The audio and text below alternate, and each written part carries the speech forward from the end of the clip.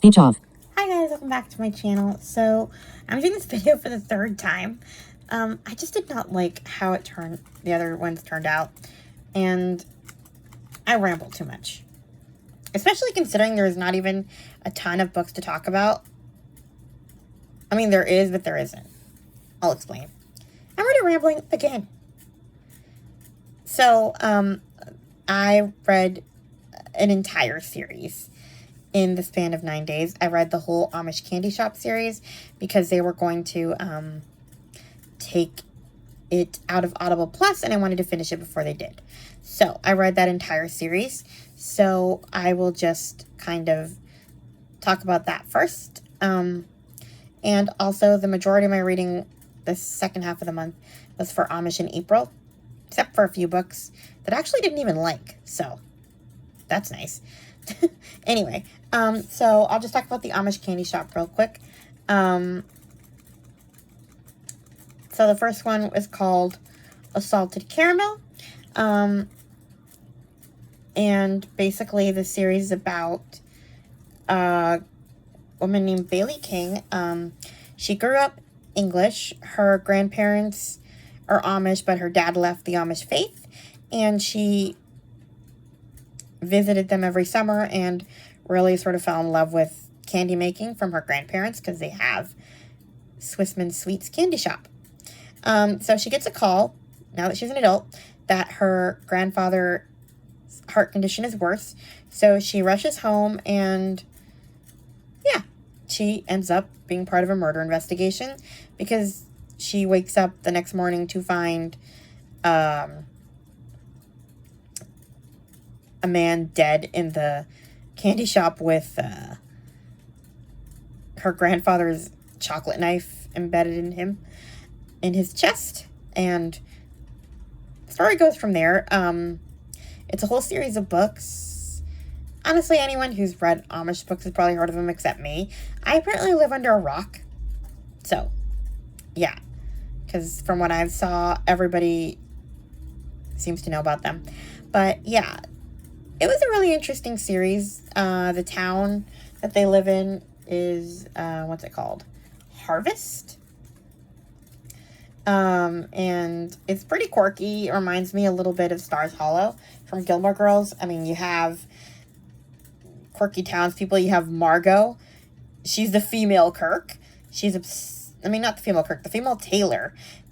Taylor was like this town selectsman in Gilmore Girls, and he was always like trying to make the town great and stuff like that. And that's pretty much what Margot does.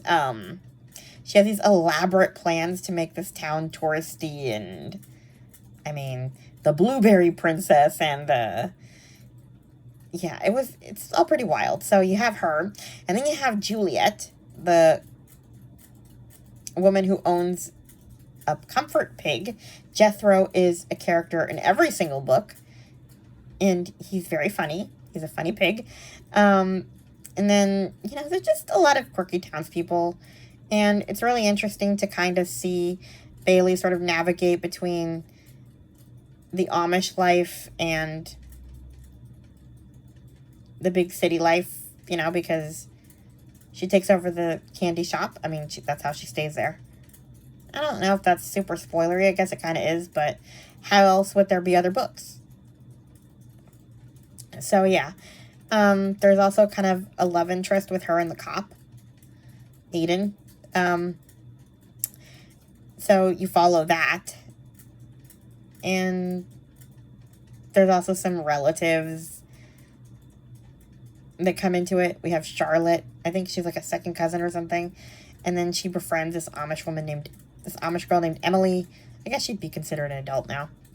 But yeah, she has a whole crew of people who love her, as she adjusts to living there. It's all very cozy and fun, and like the different murders are, I mean, there's a murder in almost every book. I think in every book. And yeah, I mean, there's always a level of danger, but it's all pretty cozy too. So, yeah. And also the funny thing about it all is that, like, the majority of the people who die, nobody even cares about. Like, they're all bad people. I almost wish that some good guys would die just because it's also, like, that's how it's able to be so cozy. Because, like, we don't really care about the people who actually died too much. We just want to make sure that, like, somebody else doesn't get framed for it. So, but yeah. The only thing, there's only two real things that kind of bug me. Juliet is obsessed with marrying off her son to Bailey. And, like, she's, like, telling them that they're going to get married in June and this wedding's going to happen and stuff like that. Honestly, if Juliet were anywhere near me, I'd probably just never marry her son or date him just to spite her. Like, I would be, what's that expression about, something about your nose to spite your face? I would be that kind of person. Like, I would make her cry because she would be so annoying to me. And, like, she's always wanting Bailey to babysit her pig.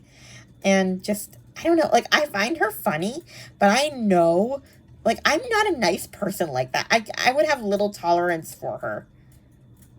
Like, Bailey just keeps like, sure, you can't say no to Juliet. Watch me, Bailey. I'll say no to Juliet. And the other thing that kind of low-key annoyed me a little bit throughout the series is that Bailey is just such a liar. Like, and they're dumb lies, too.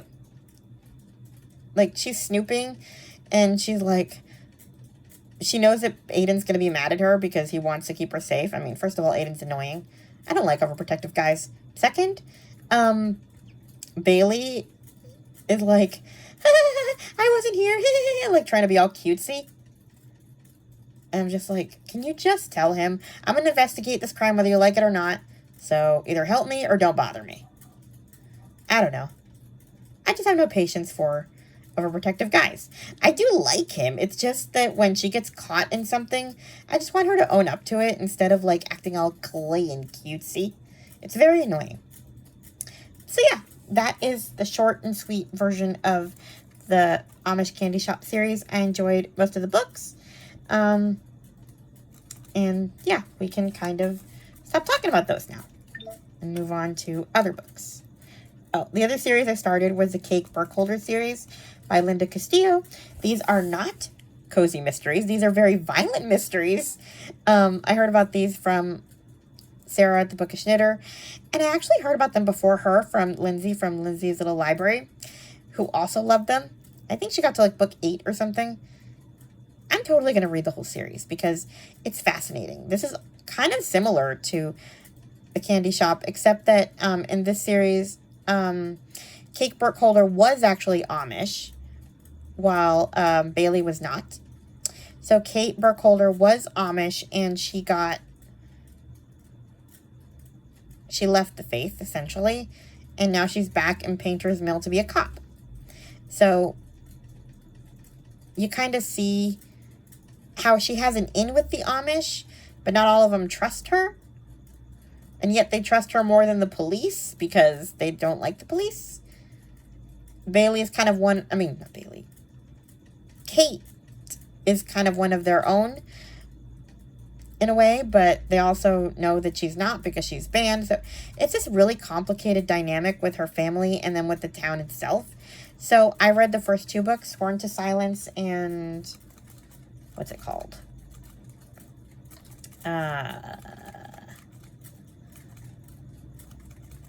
Sworn to Silence and Pray for Silence.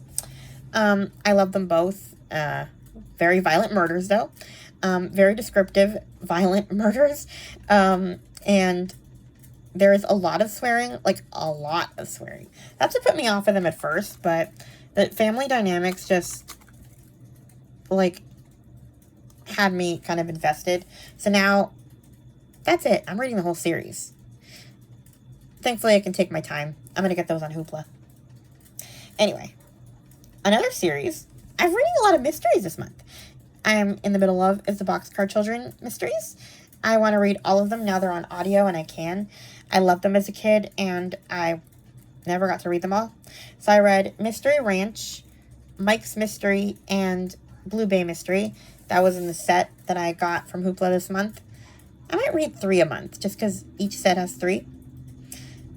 Actually, I read 3 at the beginning of the month, too. Whatever. Anyway, Mystery Ranch and Mike's Mystery kind of go together. Aunt Jane is Grandfather Alden's sister, and she's kind of depressed, and she's giving her caregivers a hard time. So the Aldens go to save the day, and there's also some mysteries at the ranch in both of these books.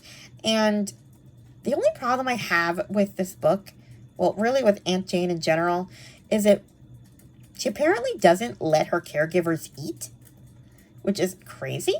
Like, she doesn't want to eat because she's depressed, and, you know. But, one of the reasons that Grandfather Alden doesn't want the kids to go is because she doesn't let her caregivers eat. And I'm kind of like, can we talk about this a little more? What compels you to want people to starve to death with you? I get that you want to die, but why do you have to take everybody else with you? Like, what is wrong with you? I need more information other than, I feel better now, you can eat again.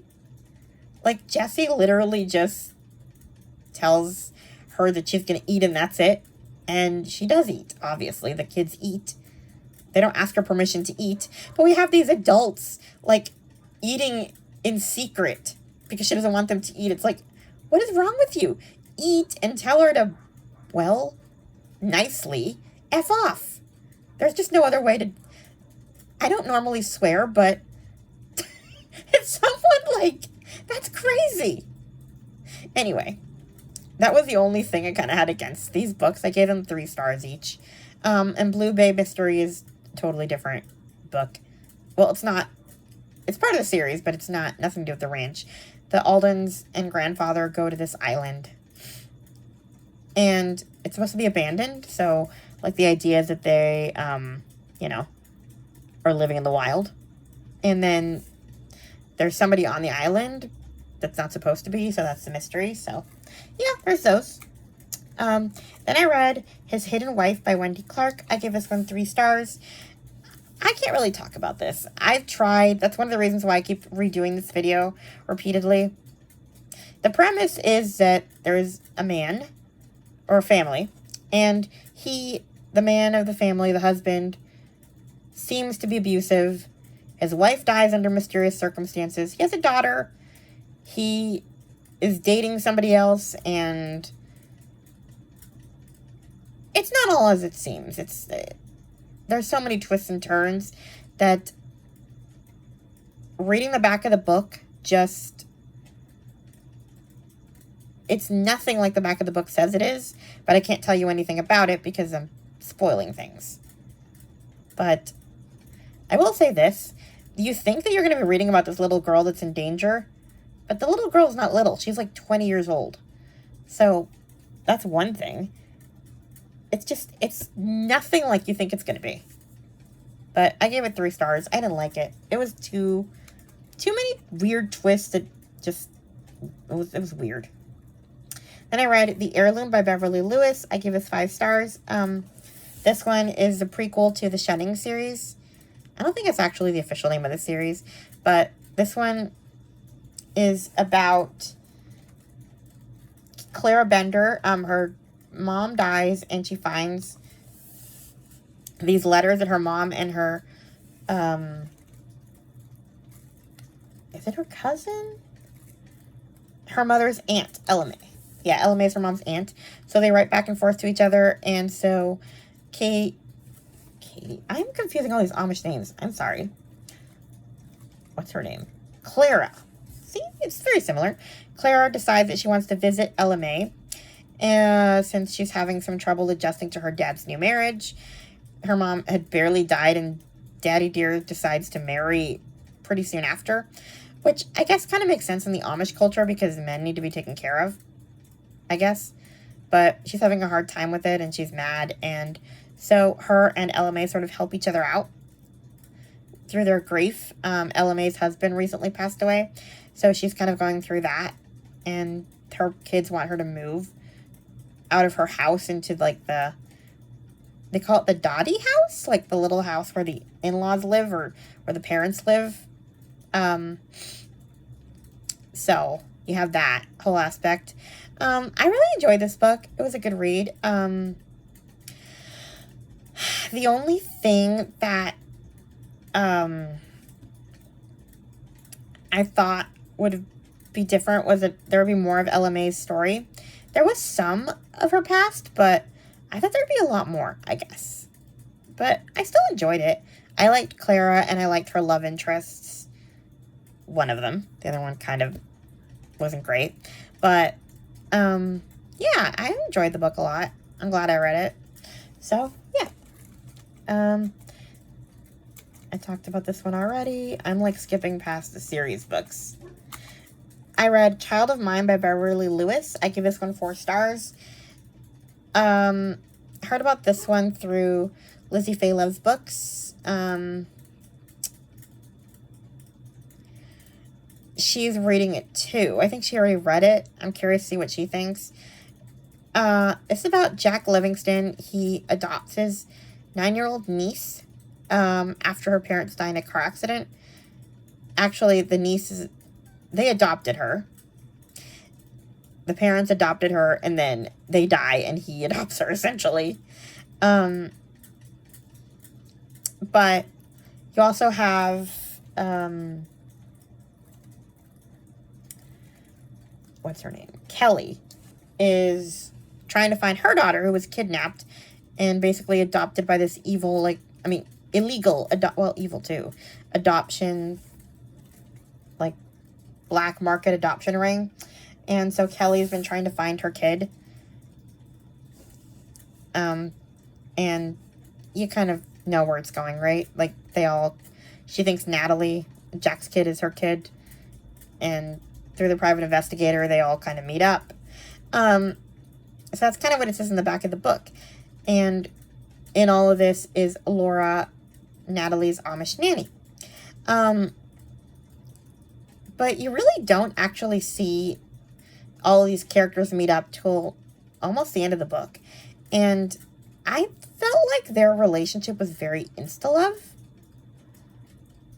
We didn't see much of it develop. I would have liked to see more throughout the book. But 75% of the book was them in separate. Like, she's looking for her kid or trying to get her life back together.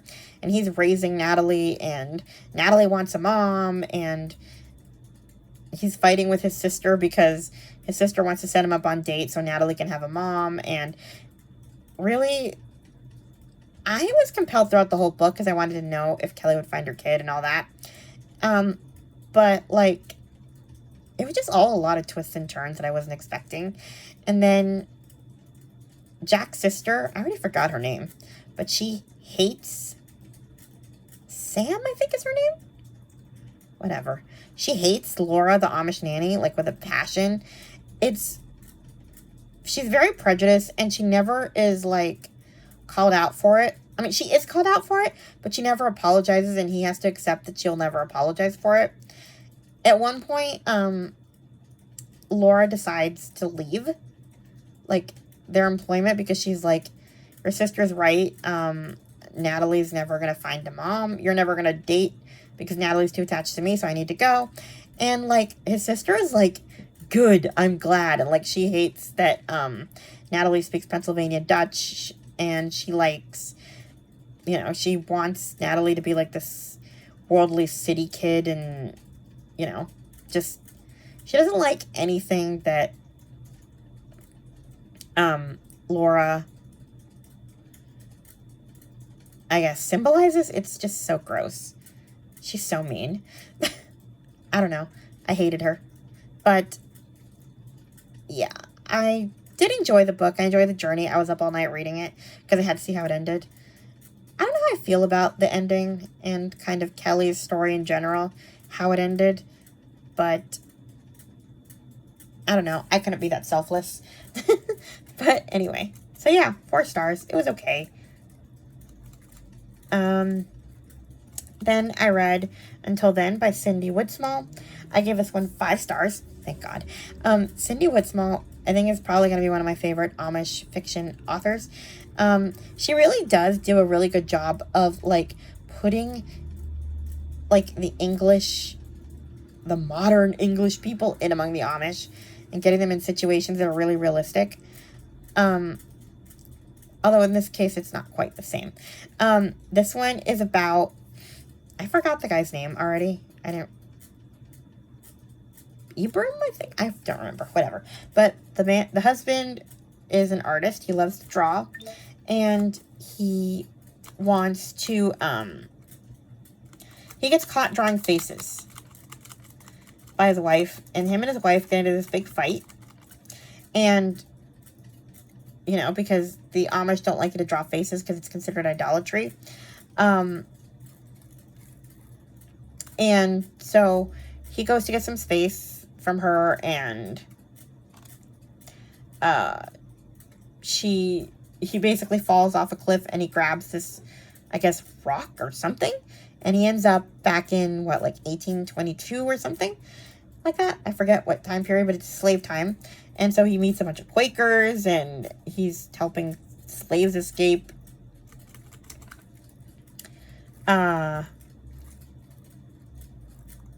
Yeah, he ends up in... Vin is his name. How the heck did I think his name was Ibram? Anyway. Sorry. I've been talking too much. He ends up back in time, so we flip back and forth between him in 1822 and her in the 1980s. And she's trying to find him. It's a whole thing. And will they find each other in the end? So I think this is a little bit like Outlander. Well, at least with the stone. But, you know, the time-traveling stone. And it's just that, you know, there's no sex or swearing or any of that stuff. It is what I consider clean Christian fiction time travel. So, you know, I'd put it in the category of Gabrielle Meyer, who wrote When the Day Comes. It's definitely safe time travel to read. So, if any of my Christian fiction watchers, Amanda or Katie, you know, anybody else who liked that Gabrielle Meyer series might like this one. So, yeah, I really love this book. I still have another trilogy that I want to read from Cindy Woodsmall. It's like a Switched at Birth type thing, apparently. So, yeah. And last book I have that I finished is Plain Girl by Virginia Sorensen. I liked it fine. It's about this little girl who they force her to go to public school. Because I guess it's the law where they live. So she has to go to public school. Her dad is against it. And, because her brother was also forced to go to school and he ran away from home. So, that sucked. But, yeah, we kind of see her sort of adjusting, like, to school and what's she going to do. Like, should she be friends with the kids? Her dad tells her no, but it's hard when, you know, they're all around her. So, yeah, it was an interesting read. I don't know how I feel about the message at the end. Like, it shows that, like, her faith is what she chooses, but it also kind of encourages her to keep some big secrets from her parents, too. So, I don't know how I feel about it. And then I DNF'd one book. Not because I wanted to DNF it so much. It's called His Accidental Amish Twins by Rachel J. Good. It's a series of books. This one's about a guy who, or an Amish man who gets custody of his brother's twins after him and his wife die in a buggy accident. And this would totally be my kind of book, but I could not get through it because the narrator from Braille Institute who reads it this is just not her book. She cannot do a kid's voice to save her life. I'm not going to say names, but yikes. I had to stop because, like, I really tried. She was, like, trying to depict this grieving child, and, like, her uncle is telling this little girl that her parents are dead, and all of a sudden you hear the narrator go, "No!" Like, I can't even do it. It was this horror movie scream, and all I'm doing while this whole really sad, very upsetting scene is going on is laughing hysterically. And I'm like, okay, you clearly have to DNF a book when your reaction to finding out that a child's parent is dead is hysterical laughter. Like, I hope the commercial market narrates this book, because I do want to read it, but I don't think I can have the proper, appropriate emotions to this book when I'm laughing hysterically at an orphaned kid because of the depiction of her wails. Like, I'm telling you, this woman sounded like she was a banshee in a horror movie. Sorry. Anyway, so yeah, those are all the books that I read in April. Hopefully this is less long than the last attempt I tried to make to do this video. I was very sad that I could not do Alcott April. Kelly reads a lot, and I think it was In Search of Wonder we're doing that. But I just never had the time because I decided to finish the Amish Candy Shop series before they took it off of Audible Plus. So yeah, just didn't happen. So I did not read 8 Cousins the way I wanted to. Anyway, maybe next month. Please like, comment, and subscribe, and I'll talk to you guys in my next video. Bye. Speech on. Center. Close. Button. Stop recording video.